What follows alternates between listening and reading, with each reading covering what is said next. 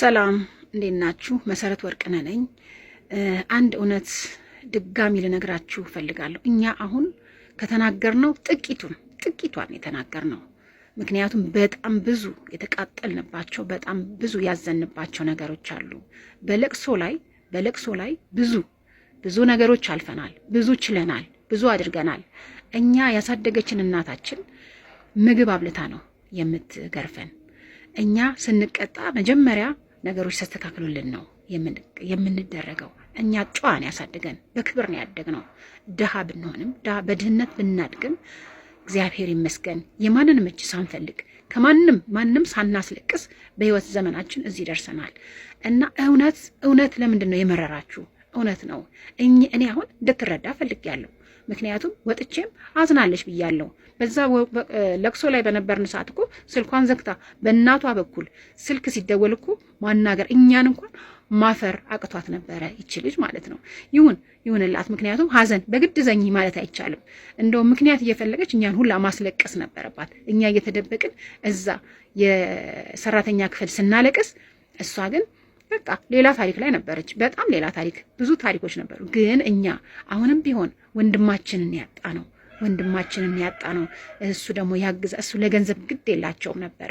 እኛ እውነት በገንዘብ ነው የታጠው። ይኸው መስቀላችን፣ ክርስቲያኖች ነን፣ ደም የፈሰሰበት መስቀል ነው። ይኸው በጌታ በኢየሱስ ክርስቶስ ስም እንምላለን። አንድ ገንዘብ፣ አንዲት ብር፣ ሌላው ቀርቶ 30ና 40 ሲደገስ ለገንዘብ እንስጥሽ ወይ ሲሉኝ ነው እኔ አልፈልግም።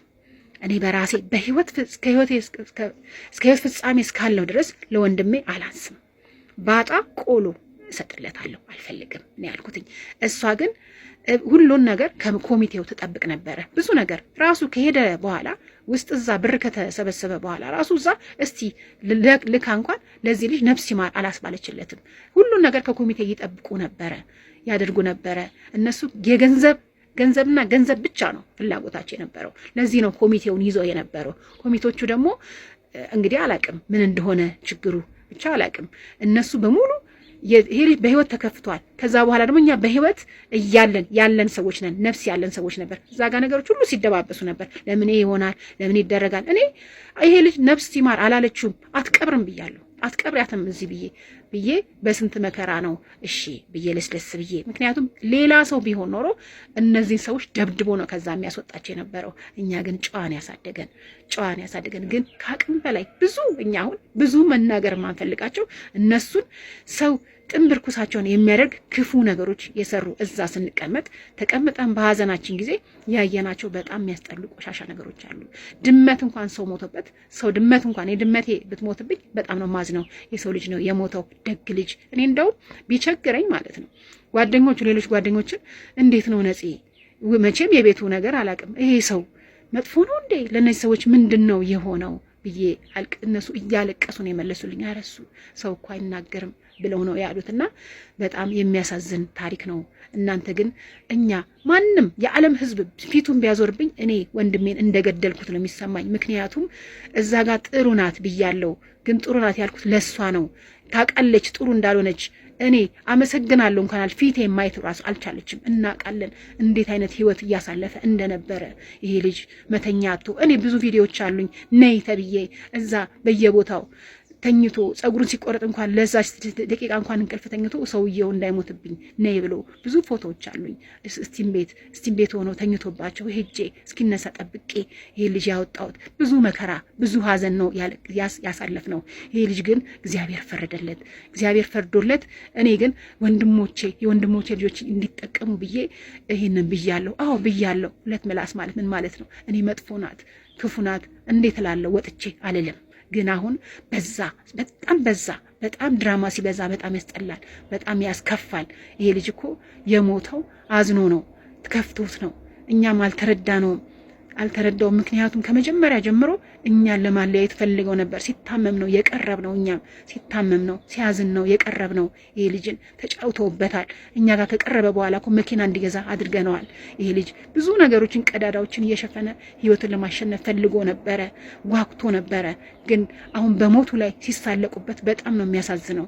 እንዴት ይሄንን ማስተዋል አቃታችሁ? ትልቅ ሚዲያዎች እንዴት ይሄንን ልጅ በሚዲያ ላይ የነበረ ፊቱን ከሰል እየመሰለ የኛን መከራ፣ ሀዘንን፣ ለቅሶን እንዴት ልትረዱ አላሰባችሁ? ይህ ልጅ ሚዲያ ላይ እኮ ፊቱ እሳት ከሰል እየመሰለ የነበረውን ምን የሚያስደብቅ ነገር አለ? ይሄ ልጅ ሰላም እንደሌለው ያስታውቅ ነበረ። ከኛ ጋር የነበረውን ጊዜያቶች ጥሩ ነበሩ። ይሄ ልጅን እንዴት ነው ልትረዱት ያልፈለጋችሁት? እኛ እኮ እሱ ነው ተጎድቷል። አሁን እነዚህ ሰዎች ይበቃቸዋል። ይህን ያህል ካገኘች በቂ ነው። ከዚህ በኋላ ገንዘብ አይሰብሰብበት ነው ያልነው። በቃ ያልነው ምክንያቱም በዙሪያው ያሉ ሰዎች ስናያቸው አስመሳይና ውሸታሞች ናቸው እና ይሄን ልጅ እንደገና ከሞቱም በኋላ በስሙ ሊጠቀሙበት ስለፈለጉ ነው። ስራውን ሊወርሱ ስለፈለጉ ነው። ነገሮችን ሁሉ ከስር ከስር እየተቀበሉ እኛን አለያይተው እኛን ዞር በሉ ብለው እሷን ይዘው ውክልና ይዘው እኛን ለማዋረድ እኛን ለማድረግ እየፈለጉ ነው። ማንም ወንድ ቢሆን ማንም ይሄ እኮ ደማችን እኮ ነው፣ ስጋችን እኮ ነው። ይሄ ልጅ ከፍቶት እኮ ነው ይሄ ነው ብሎ ከልቡ ሳይናገር የሞተ ልጅ እኮ ነው። እና ይሄ ማለት ምንድነው? ሰውን አላስተኛ ማለት። ይሄ ልጅ እኮ አሁን የቀኒኒን አባት አለ። ይሄ ልጅ እኮ ዱላ አላረፈበት እንጂ ነፍሱን ስጋውን ሁሉ ሲቦጫጭቁት የነበሩ ሰዎች ናቸው። ላቡን እንዲህ አድርጎ የሰራውን ሲወስዱ ነበረ። ችግር የለውም። እሱ ግን ሰላም ሲሰጡት አልነበረም። ታሞ እንኳን እግዚአብሔር ይግደል ያላለችው ሴትዮ ነች እኮ። እና ምንድን ነው የምትሉት? እኛ እናንተ እንድትፈርዱን አይደለም። ነፍሴ እኔ እንድታርፍ ስለመፈልግ ነው። ነፍሴ ያችን ነገር ስላልኩ እግዚአብሔር እኮ ይህ ልጅ አጋልጦለት ነበረ። በጌታ በኢየሱስ ክርስቶስ ደሙ በፈሰሰበት ቃል ገባለሁ። አንዳችንም አንድ ብር አልጠየቅንም፣ አንድ ብርም አንጠይቅም እኛ። ምክንያቱም ወንድማችን ነው። አዝነናል። በጣም ያዘን ነው። ይህንን ደግሞ እግዚአብሔር ነው የሚያውቀው። ይሄ ልጅ ነፍሱ ታርፋለች። እኛውም በቃ ቆምንለት። ምክንያቱም ፍቅር እስከ መቃብር ድረስ ነው። ገባ? ከሞትም በኋላ ፍቅር አለ። እኛ ጋር ፍቅሩ ቀርቷል እንጂ እኛ ባጥንቱ በስጋው አንነግድም። የደም ገንዘብ ነው። እኔ አንድ ብር አልፈልግም ሲል እኔ 30 ይደገስ ሲሉ ነው እኔ ራሴ በህይወቴ እኔ ራሴ ነኝ ያደረግኩትኝ እስከ ህይወቴን ፍጻሜ እስካለውም እስከ ልጆቼ እሱንም ማንረሳው ሰው ነው። ምክንያቱም ተከፍቶ አዝኖ የሞተ ሰው ነው እና አመሰግናለሁ ጥሩ ስላደረጋችሁ።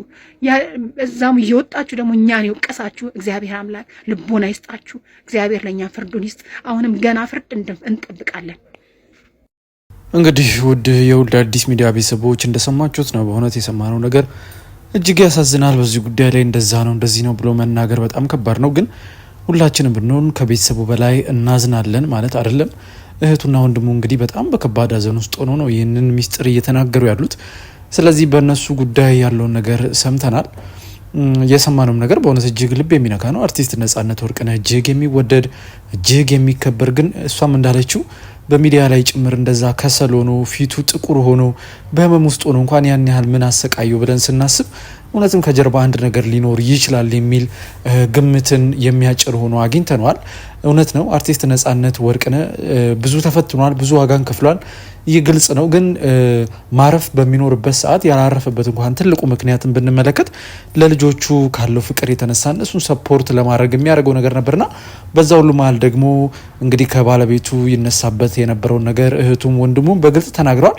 በዚህ ጉዳይ ላይ እኛ መፍረድ ባንችልም፣ ነገር ግን እውነት ያሳለፈ ህይወት በጣም የሚያሳዝን ነው። ግን ከዚህ በኋላ በቃ ነፍሱ በሰላም ብታርፍ የተሻለ ነው። እነሱም እንግዲህ ነፍሳችን ማረፍ ስላለባት ነው ይህንን እውነት ለኢትዮጵያ ህዝብ የተናገር ነው እያሉ ምላሿን በድጋሚ እህቱ እንግዲህ ስትሰጥ ተመልክተናል። እናንተስ በዚህ ጉዳይ ላይ ምን ትላላችሁ? ሀሳብና አስተያየታችሁን ልትሰጡ ትችላላችሁ። እኛም እንግዲህ የእህቱን በድጋሚ በቪዲዮ በመምጣት እውነታውን የተናገረችበትና በዛ ኢንተርቪው ላይ እንደውም ምንም አልተናገርንም፣ አሁን ግን እውነቱን ስሙኝ ብላ በቪዲዮ ጭምር አጋርታ ብዙዎችም በማህበራዊ ሚዲያ ላይ እየተቀባበሉት ይገኛሉ።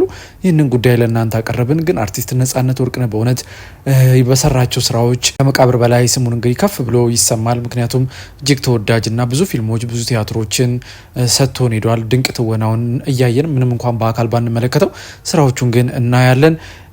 እንግዲህ በእውነት በጣም ያሳዝናል። ከዚህ በላይ ምንም ማለት አይቻልም።